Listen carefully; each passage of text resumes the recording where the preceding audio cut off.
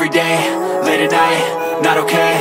All I want, and I pray, all I need are some better days. Fuck me, I'm looking in the mirror, so foggy, but I've never seen clearer. I don't really think anyone can save me, and honestly I'm not really sure I want saving. I like to be my own worst enemy. There's no risk if you don't try at anything, so I'ma just keep buying everything. See you in the next life, have to be a better me. I don't think that my head's on straight, gotta flip it and grip it and go and get an x-ray.